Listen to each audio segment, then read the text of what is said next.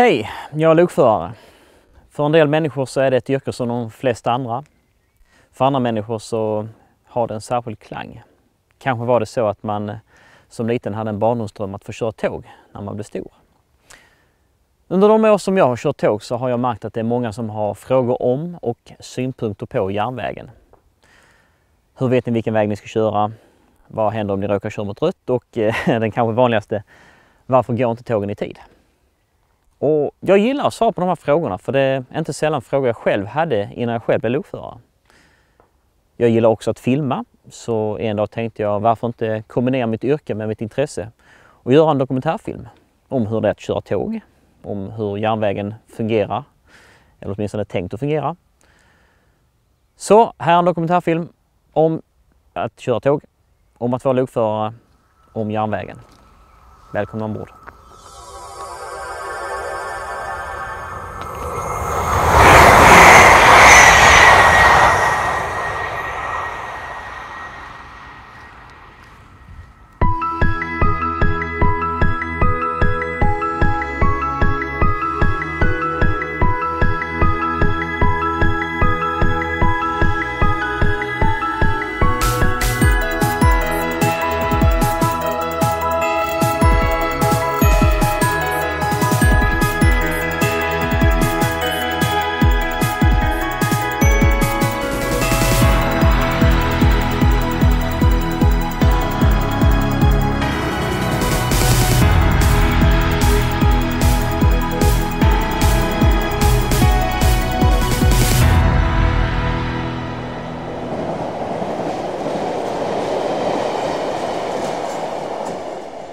Medan jag nu kör igång filmen så ska jag säga två saker.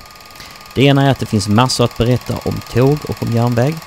Det har inte varit helt lätt att välja vad jag skulle ta med och på vilken nivå jag skulle lägga mig, så det kommer att bli en del nördiga detaljer medan andra områden behandlas mer överskådligt. Det andra är att jag har gjort den här dokumentären i egenskap av privatperson. Det har inneburit att jag inte alltid har fått tillträde till alla ställen som jag skulle vilja haft med. Men flera personer och företag har varit snälla att ställa upp, vilket jag tackar särskilt för. Har du frågor efteråt, skriv en kommentar här på YouTube.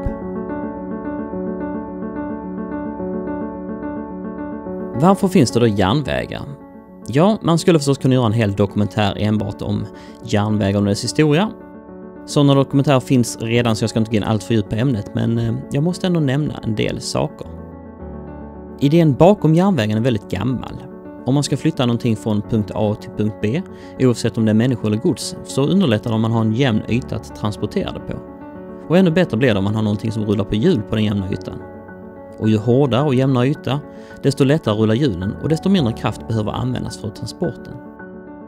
Det här var någonting som man utnyttjade bland annat i gruvor, där man hade en sorts räls av trä som hästar eller ibland faktiskt hundar drog vagnar på. Här är ett väldigt konkret exempel på hur väl idén fungerar inom järnvägen. Vi har en vagn med en vikt på ungefär 1,4 ton som man utan större ansträngning kan få i rullning tack vare att kontaktytan mellan hjul och räls är så liten. Den moderna järnvägen hade sitt ursprung i England, vilket inte var så konstigt egentligen eftersom England var den industriella revolutionens vagga. Här hade man både ångmaskiner och förmågan att tillverka långa stålprofiler, det vill säga räls. Bland de mest kända namnen kan nämnas George Stephenson som byggde 3 loop som gick på sträckan Stockton-Darlington med början 1825. Det räknas som en del som världens första järnväg. Järnvägar började därefter att byggas överallt, främst i Europa. I vårt land gick dock utvecklingen till en början trögare. Sverige var på den här tiden ett väldigt glest befolkat och rätt så fattigt land som precis hade lagt enorma summor på att bygga Göta kanal som knöt samman Östersjön med Kattegatt. Det var många som ansåg att Sverige borde fortsätta att använda sig av kanaler och sjöar för att transportera gods och människor än att förlita sig på den där nymodigheten järnväg.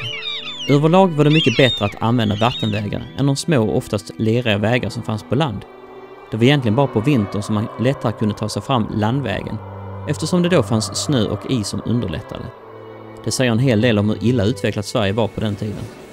Men efter många diskussioner och olika försök beslöt den svenska staten på 1850-talet sig för att påbörja byggnationen av ett antal så kallade stambanor. De här stambanorna var tänkta att vara en sorts motorvägar mellan olika städer och som andra och mindre järnvägar sedan kunde ansluta sig till. Många svenskar tror att staten hade hand om allt med järnvägen ända fram till våra dagar, men så är inte fallet. Visserligen byggde staten stambanorna, men det byggdes också många privata banor, om än ibland med statliga lån och bidrag. När järnvägsnätet i Sverige var som allra störst i slutet av 1930-talet bestod det av runt 17 000 kilometer järnväg. Av dessa hade privata järnvägsbolag byggt hela 12 000 kilometer.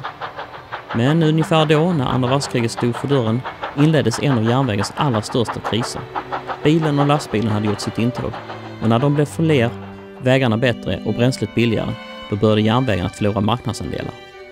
I Sverige fanns det många och därmed även många små järnvägsbolag. Det var svårt för de här bolagen att värja sig mot en lågkonjunktur.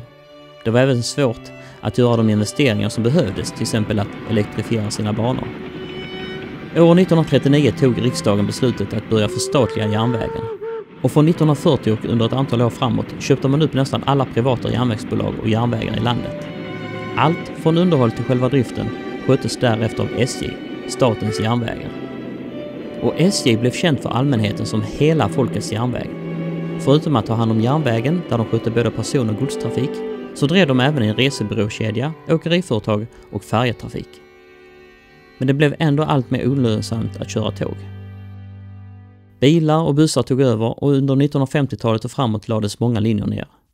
Samtidigt effektiviserades järnvägen och investeringar i ny teknik gjorde att man kunde sköta allt mer med allt färre personalstyrkan.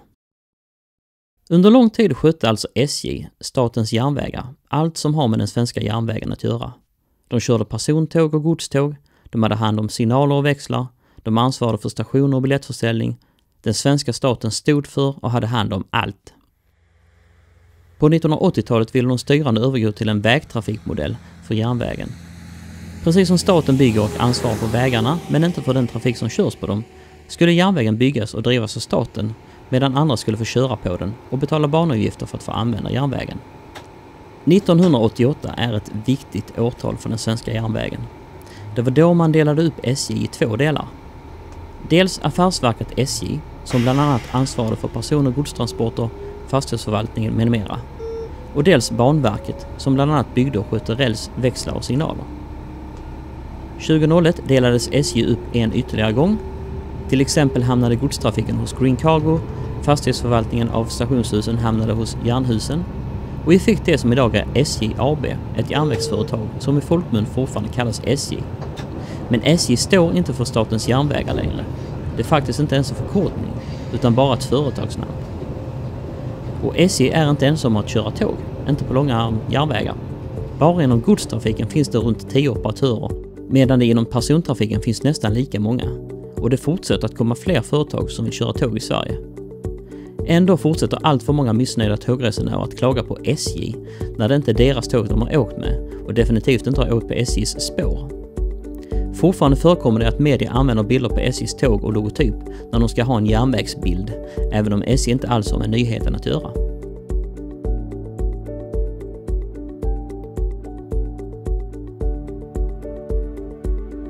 Om vi tar en genomgång av vem som gör vad inom den svenska järnvägen idag. Det viktigaste först, själva järnvägen. I princip samtliga järnvägsspår, signaler, växlar och kontaktledningar, det vill säga all fysisk infrastruktur på järnvägen, ansvarar Trafikverket för.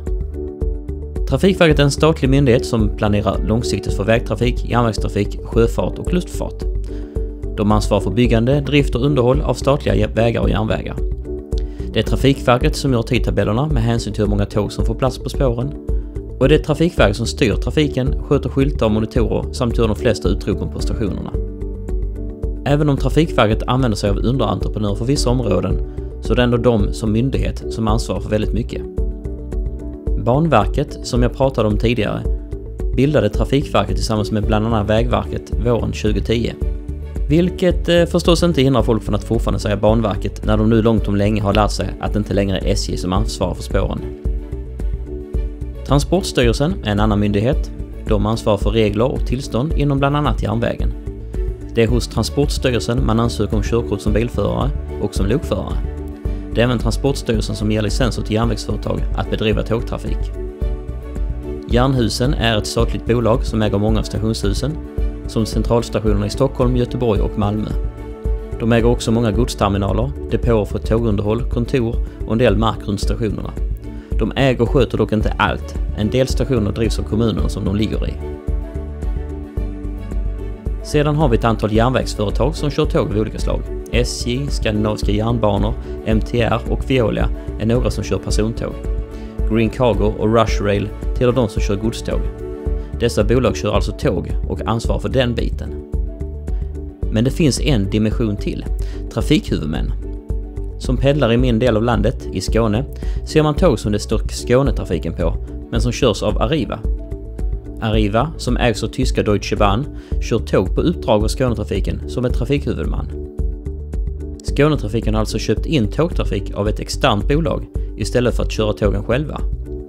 Andra exempel är Krösatågen och Botniatåg som kör tågtrafik upphandlad av olika samarbetande länstrafikbolag. Och just det här att järnvägens olika delar är uppdelade på olika aktörer gör att många tycker att det känns krångligt och rörigt. Vems egentligen ansvarigt? Vem ska man klaga på när tåget är sent? Jag kommer att återkomma till det längre fram när vi pratar om olika fel och problem på järnvägen. Men vi ska i alla fall redan nu slå fast att järnvägen i Sverige är statligt ägd. Det är staten som äger och ansvarar för järnvägen. Däremot så drivs och används den av statliga, halvstatliga och privata bolag som alla ansvarar för sin del.